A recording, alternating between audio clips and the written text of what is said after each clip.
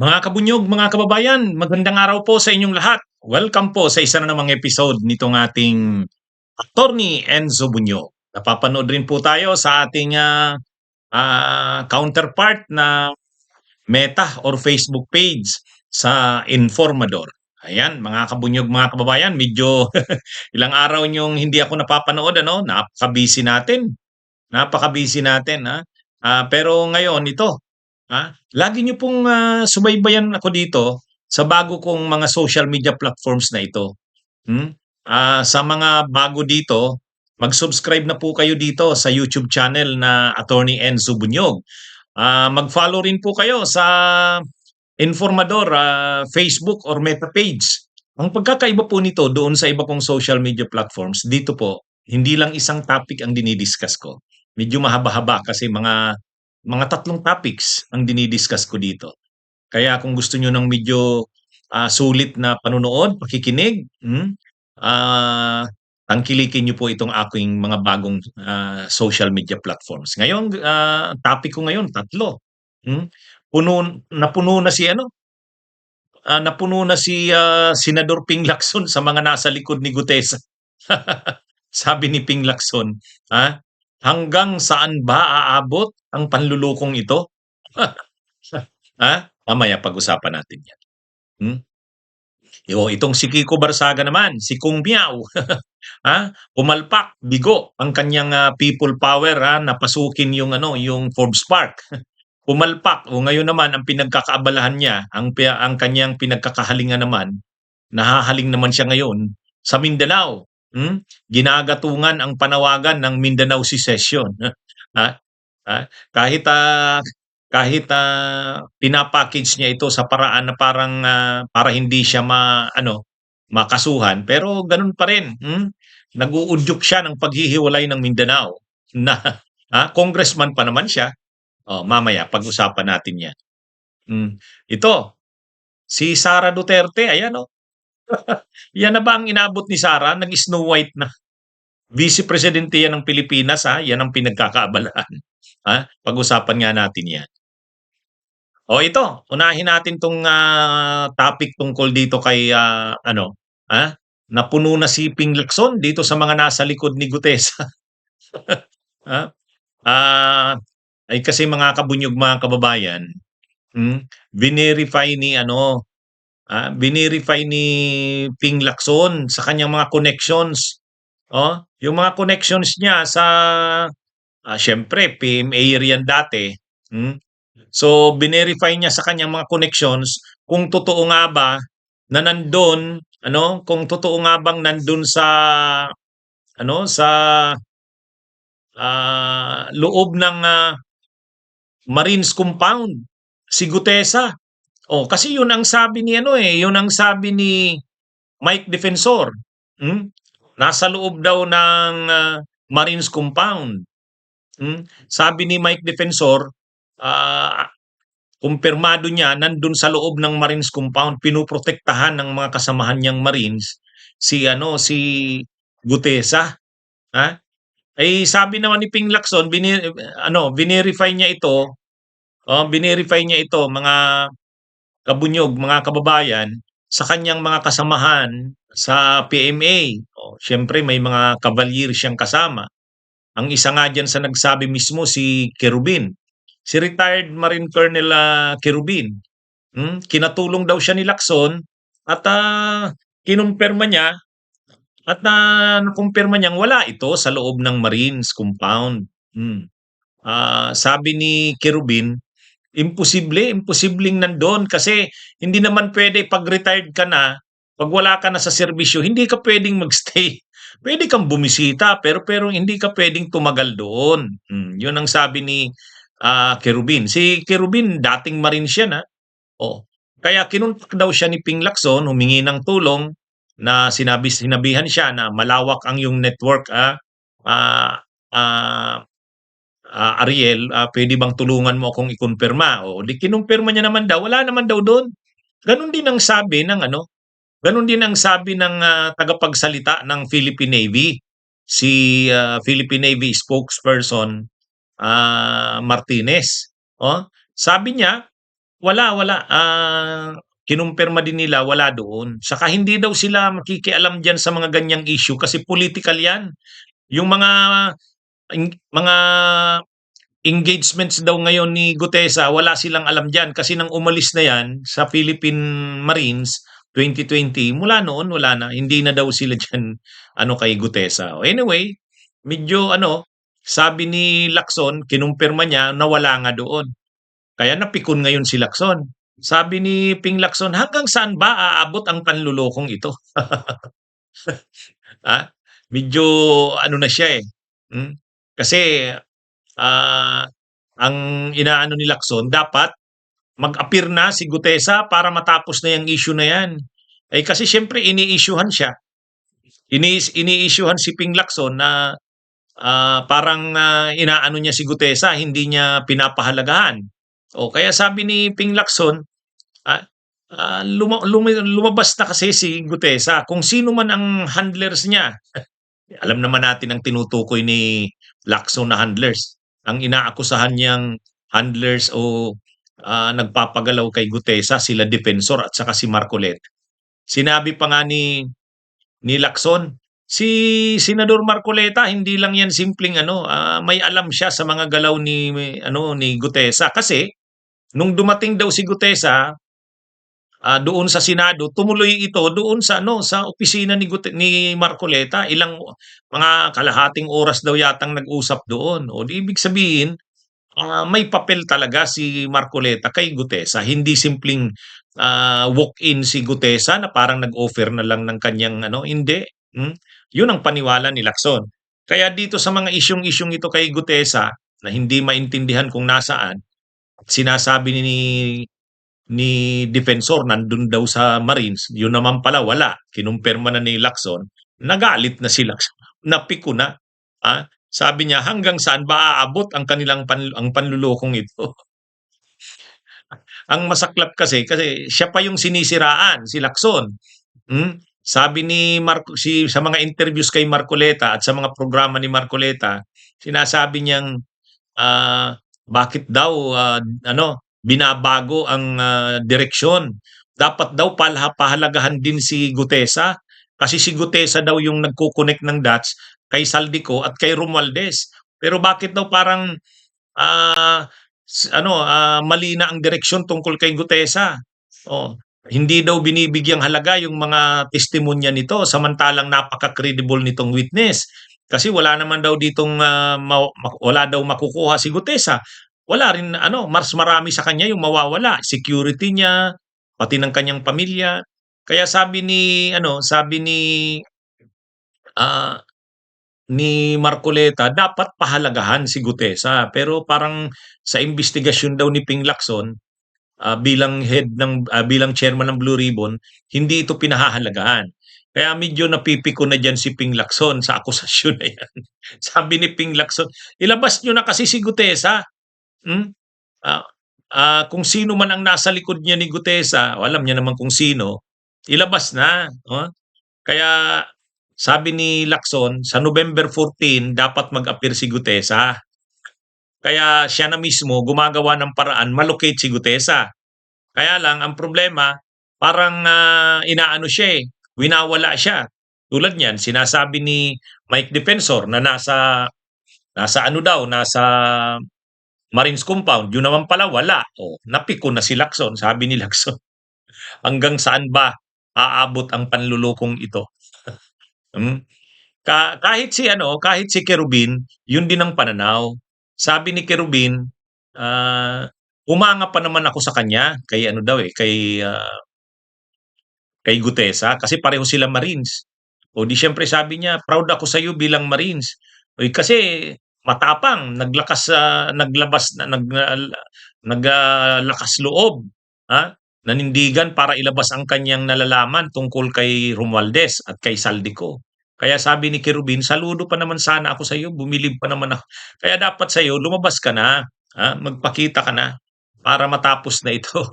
Magkaalaman kung anong totoo. Yun, tama. Tama naman yung ano eh. Kaya mali din yung sinasabi nila Marcoleta at sa kanila Defensor na si Lacson ay hinahadlangan, hinaharangan ang testimonya ni Gutesa hindi naman gano'n, eh. Si Lacson pa nga yung ano na, mag-appear si Gutesa, eh. Kaya ewan natin dito. Pero ayan, puno na si Lacson, kaya sa November 14 mainitan 'yan, abangan natin mainitan naman ang banggaan 'yan ni Marcoleta at ni Lacson. Ito pag-usapan natin 'tong pangalawang topic natin tungkol sa Mindanao Secession ni Barsaga o itong si Barsaga, mga kabunyog.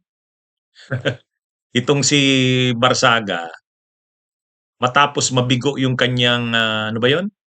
Mindanao, ay yung kanyang Forbes Park, yung kanyang, pasukin ang Forbes Park, People Power Tree. O 'yun, may gano'n si Barsaga dati, hmm. Ah, Matapos mabigo 'yun, ngayon iba na naman ang kanyang, kinahuhumalingan.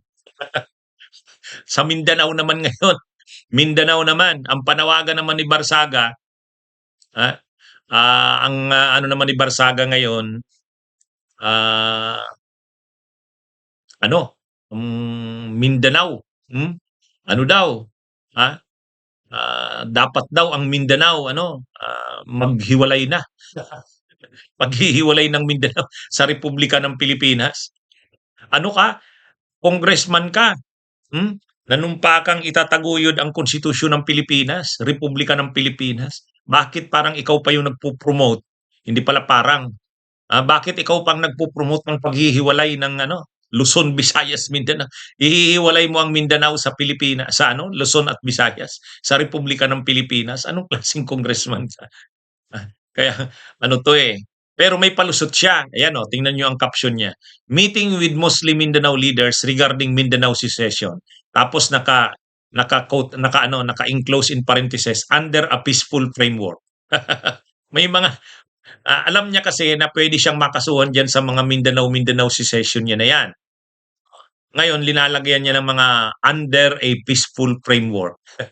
Kahit pa gaanong sabi mo diyan na under a peaceful framework, yang pananawagan ng, paghihiwalay ng Mindanao ay ano 'yan, hindi tama 'yan sa isang congressman. Dati nga si Pantaleon Alvarez nananawagan ng ganyan, binawi na yung kanyang panawagan. Bakit? Kasi alam niyang ano siya, ah, kinasuhan na siya sa ethics committee, nag-file na ng sampa sa kanya sa ethics committee. Unethical 'yun. Congressman ka, mananawagan ka ng gano'n, oh, 'yan. Kaya ito, kakaharapin na naman 'yan ni Barsaga. Oh, parang ang gusto kasi nila gatungan yung sentimento ng Mindanao. Palabasin na ang Mindanao ay inaapi, na ang Mindanao ay inaapi ng totoo naman, ah, grabe ang kahirapan sa Mindanao, grabe ang kahapihan ng Mindanao. Pero mali na sabihing inaapi ng Luzon at ng Visayas, na parang kailangan niyang humiwalay.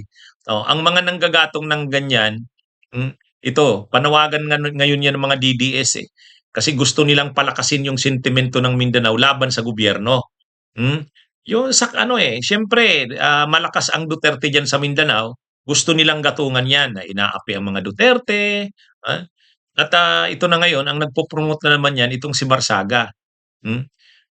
Dahil, wala na, hindi na pinag-uusapan yung kanyang mga ano, mga people power sa Luzon, wala namang nakuhang suporta. Ilan lang bang sumama sa kanya dun sa rally niya sa Forbes Park? 100 lang yata yun, 150. Sabi nga ng media, 50 na lang natira nung ano na, nung mga 1:30. Ang sinasabi nila hanggang umaga, magdamagan, pero wala, natira 50.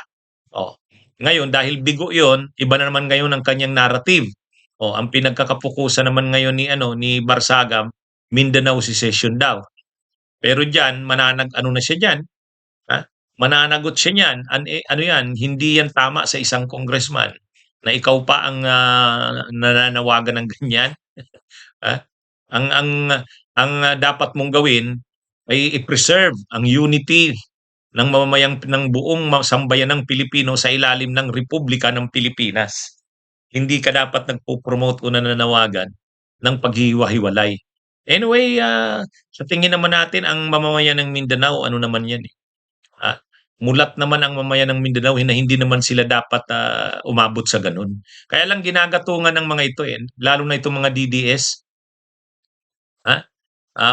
Dahil lang hindi nila nakukuha ang simpatya ng malawak na mamamayan, napakarami na silang panawagan ng mga people power, pag-withdraw ng support sa gobyerno, wala eh.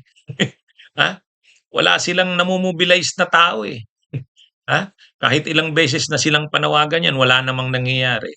O, ngayon, ginagatungan nila, ginagalit nila ang sentimento ng ng mamamayan ng Mindanao. Pero hindi naman madadala ang Mindanao sa ganyan. Hindi nila madadala 'yan. Hmm. Pero dapat mapanagot na ito si dapat isulong na yung sa ethics complaint at idagdag itong pinagagawa niyang ito tungkol sa Mindanao Secession. Mas madagdag pa ito doon sa mga dati niya ng ginawa nito ni Kiko Barsaga. Pero ano 'yan um, ano na rin kahit mga DDS hindi na rin sinusuportahan itong si Barsaga. In fact, may napapanood tayo. Si Banat Bay nga napikon sa kanya eh. Kasi parang sa una lumalabas matapang. Hmm? Matapang. Ikaw ba naman manawagan ka ng people power, papasukin daw ang Forbes Park? O believe yung mga DDS. Ayan, mayroon na tayong matapang na leader. Kaya lang, nagpakita lang sandali doon sa rally. Pagkatapos, umalis ka agad. Umalis ka agad. Oh, naglaro pala ng computer games. Kaya sabi ng mga DDS, ikaw pa naman yung tinuring naming leader, tapos akala namin magdamagan. Hmm? Hindi tumagal, umalis ka. Yung pala dahil maglalaro ka lang ng computer games. Kaya medyo pikon din kahit yung mga kasamahan niya, yung mga kasamahan niya sa mga DDS, nawala rin ang tiwala dito kay Kiko Barsaga. Eh, naniniwala kasi sila diyan kay kung Congressman Miao ay weirdo eh. Irresponsible sa pagiging congressman. Yun ngang panawagan niyang impeachment ni Marcos, wala na. Oh, wala na, hindi na. Sabi niya noon, ready na daw yung wala naman kasing susuporta diyan sa impeachment niya. Tapos siya pa yung proponent niyan. O siya pa yung magpo-propose ng impeachment. Di lalong walang makukuhang suporta yan. Walang kredibilidad si Barsaga eh. Yan ang yan ang malinaw diyan. Kaya ano ito, hmm? Anyway, nag-iikot siya, nag-iikot siya dun sa Mindanao, mini-meeting daw yung mga Mindanao leaders. Ah, ayan, dito tayo sa panghuli nating topic. Si Sara Duterte Si Sara Duterte Snow White sa Singapore. Snow White, ha? Um, sumayaw pa siya sa kanta ni Taylor Swift, yun. Ano ba 'tong pinagkakaabalahan ng Vice Presidente ng Pilipinas? Hmm? Sa loob lang ng loob ng taong ito nakailang biyahe ba 'yan si Sara Duterte? Meron akong niyan eh. Ah, nakaano yata, ang dami nitong pinuntahan na bansa ni Sara Duterte sa loob ng isang taon. Itong taong ito, hindi pa nga tapos baka bumiyahe pa 'yan sa susunod na buwan ng Nobyembre at Disyembre. Ah, Ano ba 'to? Vice Presidente ng Pilipinas, ano na, ah, Dora. Ah, ang problema diyan ay 'di ba inamin niya, napilitan siyang aminin na hindi totoo yung sinasabi na sarili niyang gastos ang mga biyahe niya. Siyempre may security siya, maraming security 'yan, maraming staff 'yan nakasabay. O ngayon, charge 'yun sa gobyerno, inamin nila 'yan. Inamin nila 'yan, charge 'yan sa pera ng bayan. Ah, yung mga biyahe niya, yung mga security sa mga biyahe niya, charge sa pera ng bayan. Kaya itong niyang ito sa ang nakakahiya dito, Vice Presidente ka, dapat mag-ano ka naman, umakto ka naman kagalang-galang, karespe-respeto. Ayan, pagdating dun sa Singapore, may programa dun yung mga DDS, ayun, pinasayaw siya. Pinasayaw siya. Sumayaw naman si Sara. ah, Kaya lang ang nakakalungkot dito mga kabunyog, mga kababayan, yung ano na, nauubos na ang oras ni Sara Duterte sa pagbiyahe kung saan-saan. Nakailang bansa na yata 'yan nitong taon lang na 2025. Hmm, siguro mga ano na 'yan, mga 15 na bansa na yata. Hinahanap ko sana kasi yung listahan. Hindi ko maano, mayroon akong file nun, eh. Pero gano'n, gano'n katindi, nauubos na ang oras sa mga biyahe.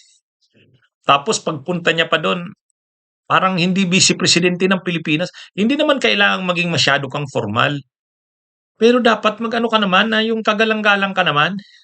Imaginin niyo 'yan, ha? Imaginin niyo parang gawa natin, ano ba 'tong ano, pero kinakatuwa 'yan ng mga DDS, ha. Sa 'yan yung ano nila, ang sabi nila ano, kagalang-galang 'yan. Yang ganyan ba kagalang-galang? Hmm, pera ng bayan, ginagamit mo. Ang ang palusot nila diyan, umiikot daw kasi si Sara Duterte para konsultahin ang mga kababayan natin sa iba't ibang, panig ng mundo. Sa pag-iikot niya raw sa iba't ibang panig ng mundo, marami raw siyang natututunan ng mga proyekto. Halimbawa daw, yung mga magaganda raw na mga flood control projects ng ibang bansa, yung mga mahuhusay daw na mga flood control projects ng ibang bansa, natututunan daw ni Sara pag-iikot niya sa the Netherlands, sa iba-ibang lugar, ay magpapalusot pa. Magpapalusot pa, ha? May kunwari sasabihin nila, maraming natututunan si Sara sa pag-iikot niya sa iba't ibang lugar na mundo. Mga magagandang proyekto raw ng ibang bansa na puwedeng magamit sa Pilipinas. Mga palusot niyo 'yan. O tingnan niyo ang ginagawa niya, nagsasayaw ng, ganyan, tapos nagkukutsyon ng ganyan. Tapos sasabihin niyo sa pag-iikot niya, marami siyang natututunan. Bakit? Official ba yung visit niya? Nakipag-usap ba siya sa mga officials ng mga bansang binibisita niya? Kung sinasabing parang educational na ano experience kay Sara 'yan dahil nakikita niya yung mga magagandang proyekto ng ibang bansa. Bakit yung ba yung ginagawa niya pag-iikot niya? Hindi naman, ha? Pumupunta siya sa iba't ibang bansa, nagra-rally sila, ha? O meeting sila ng mga DDS. O yun ang ginagawa niya. Yan. O ganyan, tulad niyan sa Singapore. May programa doon, ayan, nagdamit siya na Snow White. O yan ang ginagawa niya. Kaya wag niyo nang sabihin na educational o ang purpose ni Sara na marami siyang natututunan sa pag-iikot sa iba't ibang lugar sa mundo. Hindi totoo yun. Sinong pinagluloko niyo? Sinong pinagluloko niyo? Ha? Ginagawa niyo lang ah, ang mababa ang tingin lalo sa Pilipino. Tingnan niyo, Vice Presidente ng Pilipinas, ganyan ang ginagawa. Ay, nakakahiya. Ang malungkot pa diyan, ang nakakasuka pa diyan, pera pa natin 'yan ng taong bayan. Nung una sinasabi walang gastos ang Pilipino, mamamayang Pilipino. Pero ng bandang huli, may security kang kasama, may staff kang kasama, saan naka-charge 'yun? O di inamin din na galing sa ano 'yun, pera ng bayan ah, kaya yung biyahe niya hindi totoong hindi tayo naggagastusan diyan. Ah, Hindi totoo 'yun. Malaking kasinungalingan 'yun. 'Yun ang ah, ano diyan. Anyway, hindi ano 'yan, hanggang ngayon hindi pa rin natatapos yang ano na 'yan, mga ginagawa ni Sarang pagbiyahe sa kung saan-saan. 'Yun lang yata yung ginagawa niya, pinagkakaabalahan. Ah, Wala nang nagagawa dito sa Pilipinas, sa loob ng bansa natin. Anyway, ayan mga kabunyog, mga kababayan, ito ang ating Attorney Enzo Bunyog. Magandang araw sa inyo.